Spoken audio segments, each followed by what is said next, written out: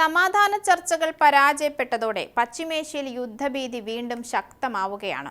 ചർച്ചകൾ വഴിമുട്ടിയതിനെ തുടർന്ന് ഇറാനിയൻ തുറമുഖങ്ങൾക്കും ഹോർമുസ് കടലിടുക്കിനും ഉപരോധമേർപ്പെടുത്താൻ അമേരിക്കൻ പ്രസിഡന്റ് ഡൊണാൾഡ് ട്രംപ് ഉത്തരവിട്ടതാണ് ഇപ്പോൾ ലോകം ആശങ്കയോടെ നോക്കിക്കാണുന്നതും. ആഗോള സമ്പദ് വ്യവസ്ഥയിൽ ഇത് എന്ത് മാറ്റമാണ് ഒരുക്കുന്നത് എന്നതാണ് ഇവിടെ ഉയരുന്ന പ്രധാന ഭയവും. ഇറാനിയൻ തുറമുഖങ്ങളിലേക്കുള്ള എല്ലാ കപ്പലുകളും തടയുമെന്നാണ് ട്രംപിന്റെ പ്രഖ്യാപനം. അനധികൃതമായി ടോൾ നൽകുന്ന കപ്പലുകളെയാണ് താൻ ലക്ഷ്യം വയ്ക്കുന്നതെന്നാണ് അദ്ദേഹം സോഷ്യൽ മീഡിയയിലൂടെ വ്യക്തമാക്കിയത്. ഈ ഉപരോധം പ്രധാനമായും ലക്ഷ്യം വെക്കുന്നത് ചൈനീസ് കറൻസിയായ യുവാൻ ഉപയോഗിച്ച് ഇടപാടുകൾ നടത്തുന്ന കപ്പലുകളെയാണെന്നതാണ് പ്രധാന വിലയിരുത്തലുകൾ. പതിറ്റാണ്ടുകളായി നിലനിൽക്കുന്ന പെട്രോൾ ഡോളർ വ്യവസ്ഥയ്ക്ക് വെല്ലുവിളി ഉയർത്തുന്നതിനും അമേരിക്കൻ ഉപരോധങ്ങളെ മറികടക്കുന്നതിനുമാണ് പല കപ്പലുകളും ചൈനീസ് യുവാൻ ഉപയോഗിക്കുന്നത്. ഇത്തരമൊരു സാഹചര്യത്തിൽ ചൈനയെയും ഇറാനെയും ഒരേ സമയം നേരിടാനാണ് അമേരിക്ക ഇപ്പോൾ ശ്രമിക്കുന്നത് എന്നാണ് ഇതിൽ നിന്ന് വ്യക്തമാകുന്നത്. തങ്ങളുടെ സാമ്പത്തിക സമ്മർദ്ദ തന്ത്രങ്ങളെ പ്രതിരോധിക്കാനുള്ള ശേഷി ഇരു രാജ്യങ്ങളും ഇതിനകം തെളിയിച്ചിട്ടുണ്ട് എന്നത് അമേരിക്കയ്ക്ക് വലിയ വെല്ലുവിളി തന്നെയാണ്. US ഡോളറിന്റെ മേധാവിത്വത്തിനെതിരെ പല ലോകരാജ്യങ്ങളും കാലങ്ങളായി രംഗത്തുണ്ട്. നിലവിൽ ഡോളറൈസേഷൻ ശ്രമങ്ങൾക്കാണ് പല രാജ്യങ്ങളും ശ്രമിക്കുന്നത്. സ്വർണ്ണ നിക്ഷേപം വർദ്ധിപ്പിച്ചും ഡിജിറ്റൽ കറൻസികൾ രംഗത്തിറക്കിയും ഡോളറിനെ വെല്ലുവിളിക്കാനുള്ള ശ്രമങ്ങൾ നടക്കുന്നുമുണ്ട്.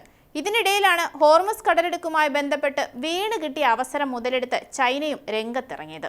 എന്തായാലും ട്രംപിന്റെ ഈ പ്രഖ്യാപനങ്ങൾക്കിടയിൽ ആഗോള സമ്പദ് വ്യവസ്ഥയുടെ ഇപ്പോഴത്തെ അവസ്ഥ എന്താണ് നമുക്കൊന്ന് പരിശോധിക്കാം. ഞാൻ അമ്മു.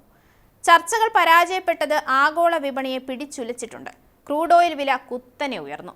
US ക്രൂഡ് വില 8% വർദ്ധിച്ച് ബാരലിന് $104.24 ബ്രെന്റ് ക്രൂഡ് 7% വർദ്ധിച്ച് $102.29 എത്തിയത്. ഹോർമുസ് കടലിടുക്കിലെ തടസ്സങ്ങൾ ആഗോള വിപണിയിൽ വലിയ പ്രത്യാഘാതങ്ങളാണ് ഉണ്ടാക്കിയത്. എണ്ണയ്ക്ക് പുറമെ വളം, അലുമിനിയം, പ്ലാസ്റ്റിക്, ഭക്ഷ്യവസ്തുക്കൾ എന്നിവയുടെയും വില കുത്തനെ വർദ്ധിച്ചു. സൗദി അറേബ്യയിലെ കെമിക്കൽ പ്ലാന്റുകൾക്ക് ഇറാൻ മിസൈൽ ആക്രമണത്തിൽ കേടുപാടുകൾ സംഭവിച്ചത് പാക്കേജിംഗ് സാമഗ്രികളുടെ ദൗർലഭ്യത്തിനും കാരണമായിട്ടുണ്ട്. ഇത് വികസ്വര രാജ്യങ്ങളിൽ വലിയ തോതിലുള്ള ഭക്ഷ്യക്ഷാമത്തിനും സാമ്പത്തിക മാന്ദ്യത്തിനും വഴിവെച്ചേക്കാമെന്ന് വിദഗ്ധർ മുന്നറിയിപ്പ് നൽകുന്നുണ്ട്.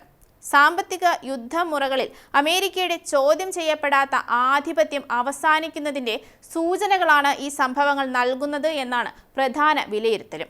ലോകം ഇന്ന് കൂടുതൽ ബഹുധ്രുവ സാമ്പത്തിക ക്രമത്തിലേക്ക് മാറിക്കൊണ്ടിരിക്കുകയാണ്.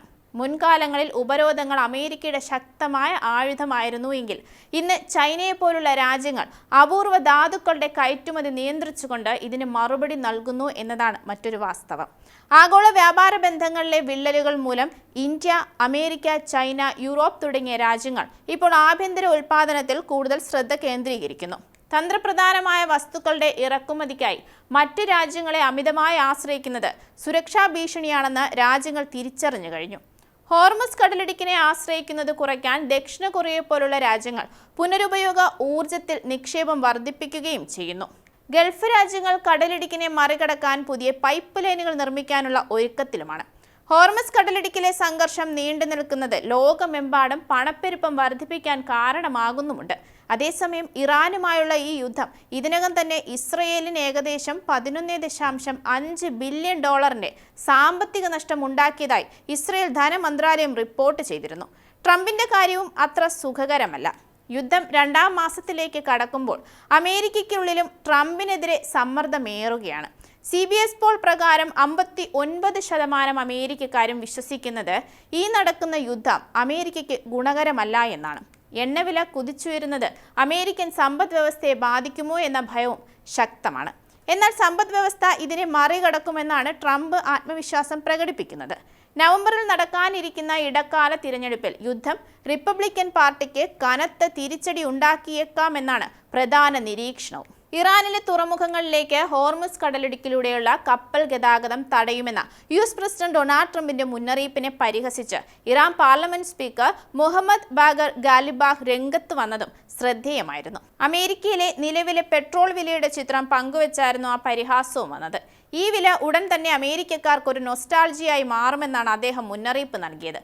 ഇറാനിലെ തുറമുഖങ്ങളിലേക്കുള്ള കപ്പലുകളുടെ വരവ് തടഞ്ഞാൽ എണ്ണവിലയിൽ സങ്കീർണമായ കുതിച്ചുചാട്ടം ഉണ്ടാകുമെന്ന് സൂചിപ്പിക്കാനാണ് ഗാലിബാഫ് ശ്രമിച്ചത്. ഹോർമസ് കടലിടുക്കിലെ US ഉപരോധം രാജ്യാന്തര വിപണിയിൽ എണ്ണവിലയിൽ സാധാരണ വർധനവേക്കാൾ ഉപരിയായി ഒരു കോമ്പൗണ്ടിംഗ് ഇഫക്റ്റ് അഥവാ അതിവേഗത്തിലുള്ള വർധനവ് ഉണ്ടാക്കുമെന്നാണ് ഇതുകൊണ്ട് ഉദ്ദേശിക്കുന്നത്. എന്തായാലും ഹോർമസ് കടലിടുക്കിലെ ഉപരോധം ആഗോള ഇന്ധന വിതരണത്തെ എങ്ങനെ ബാധിക്കുമെന്നും ലോകം വരും ദിവസങ്ങൾ എങ്ങനെ നേരിടുമെന്നും നമുക്ക് കാത്തിരുന്ന് കാണാം.